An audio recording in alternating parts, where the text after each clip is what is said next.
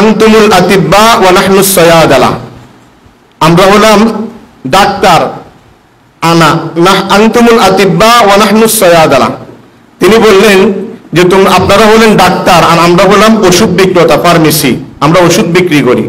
অর্থাৎ আমরা হাদিসের ভান্ডার নিয়ে বসে আছি, কিন্তু কোন হাদিসটা কোথায় ব্যবহার করতে হবে এটা আমাদের জানা নাই। যেরকম ভাবে ফার্মেসির মধ্যে যিনি ওষুধ বিক্রি করে সে জানে না কোন ওষুধটা কোন রোগের জন্য খাইতে হবে, এটা জানে কে? ডাক্তারে। তো তিনি বললেন যে আনতুমুল আতিব্বা ওয়া নাহনুস সায়াদালা, আপনারা হলেন ডাক্তার আর আমরা হলাম ওষুধ বিক্রেতা।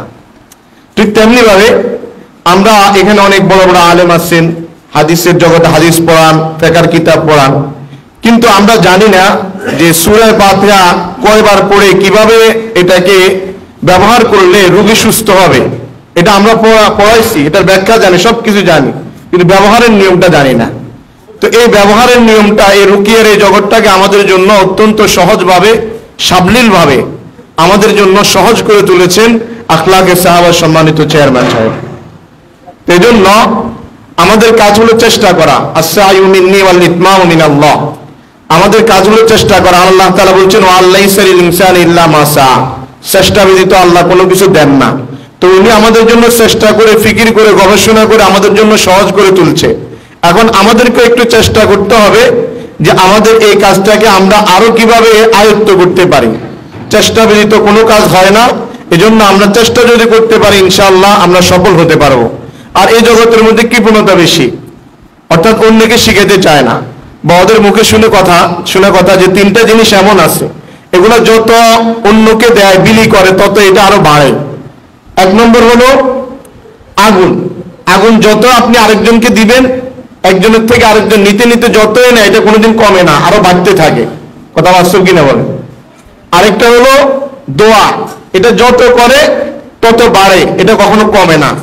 আরেকটা হলো ইলম, এটা যত দেয়, অন্যকে বিলি করে, তত এটা বাড়তে থাকে।